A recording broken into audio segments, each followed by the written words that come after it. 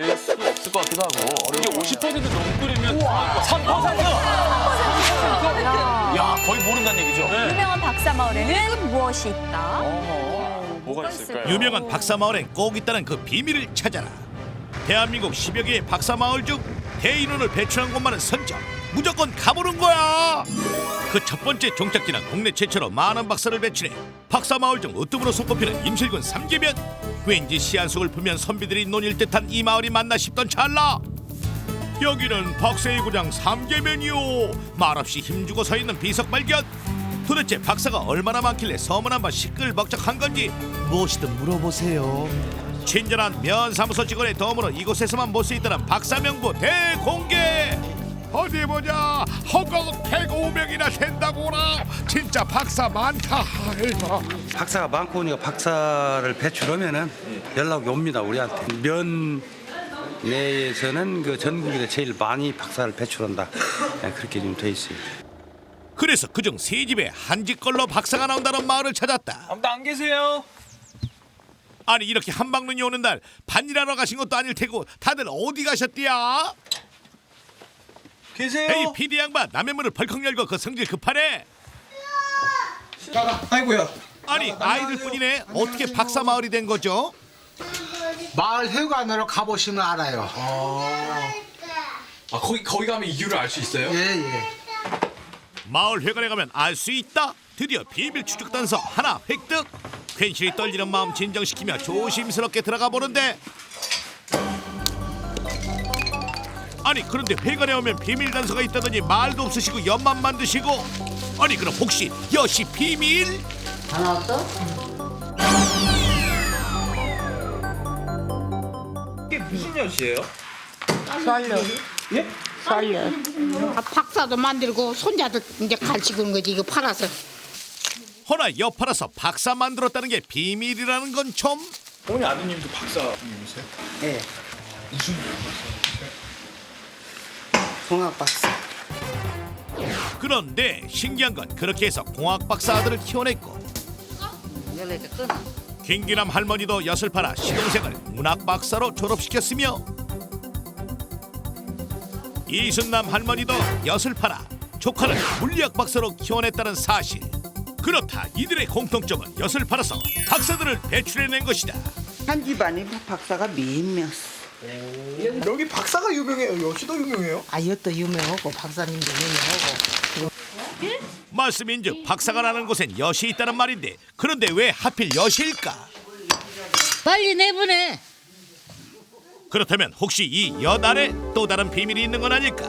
갈수록 더해지는 의문점. 제작진은 좀 더 자세한 취재를 요청하기로 했다. 누구 왔어? 촬영으로 와. 그거 왜 그래? 아, 여기 있다, 우와. 여기는 후끈하네요. 엿 만드는 과정 속에서 혹시나 아주 작은 단서라도 잡아낼 수 있을까 지켜보고 있는데,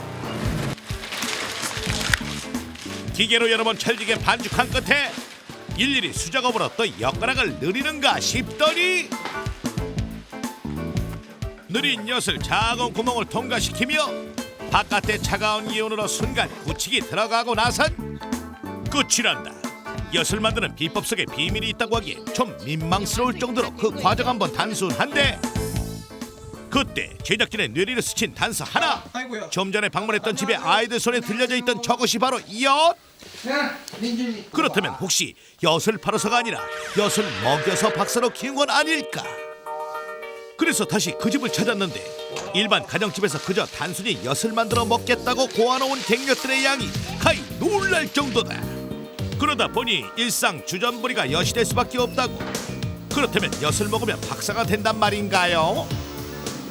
아, 엿을 먹으면은 물론 내가 머리도 밝아지고 공부도 더 잘하고, 여기는 박사 마을이고, 엿이란 건 역사요, 옛날부터. 혹시 이 마을만 그런 건 아닐까? 또 다른 박사 마을을 찾았는데, 20가구만 사는 작은 마을 속에서 14명의 박사가 나왔다는 화성시 요당 마을. 아니, 그런데 지금 어르신들 만지고 계신 게 혹시 이건 뭐 하시는 거예요? 엿 닦는 거예요. 예? 엿이요. 집에 가서 엄마도 드리고 아버지도 드리고 아들도 주고 택시도 주고. 그렇다면 진정코 박사와 여섯 상관관계가 있다는 건가? 이곳 박사마을의 터줏대감인 유정수 할아버지를 찾았다. 하여튼 12인가 3은 확실하고 후보생이 둘이 아까 내 조카하고 또 하나 박사 후보생이 학위를 받는지 정확히 확인하기 위해 전화를 하시는데 성관이가 뭐 박사학위 받는다며요. 그게 시방 그 언제쯤 받을 예정이에요.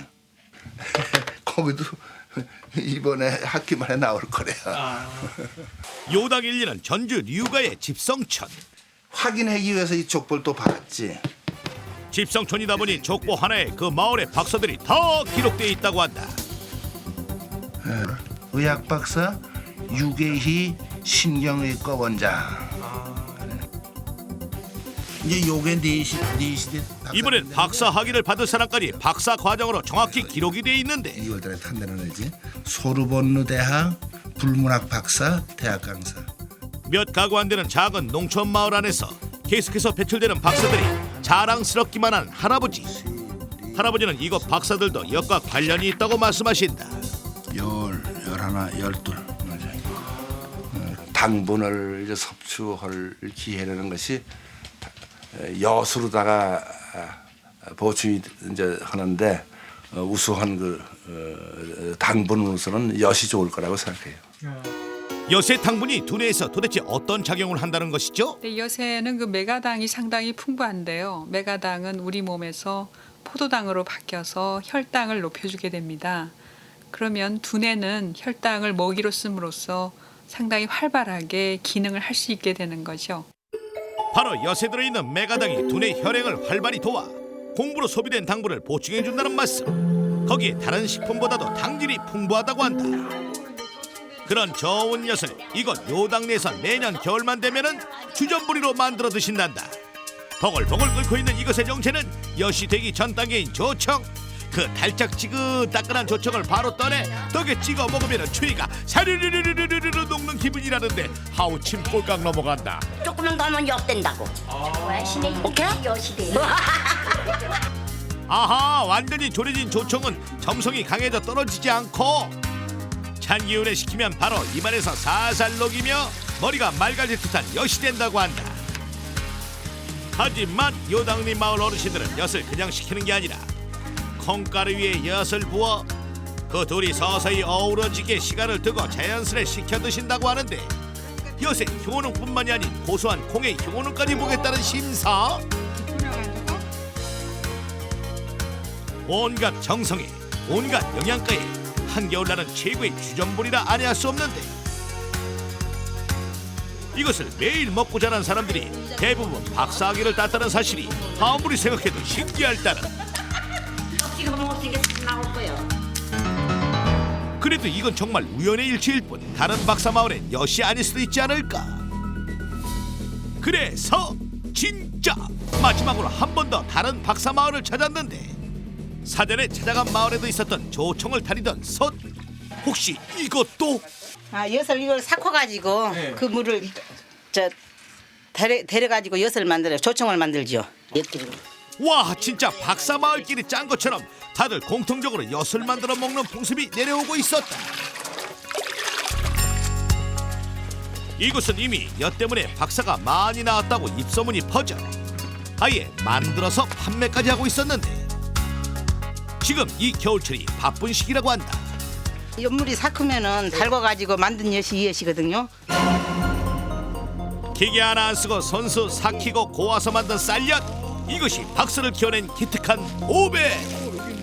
박사는 다 어디 있어요?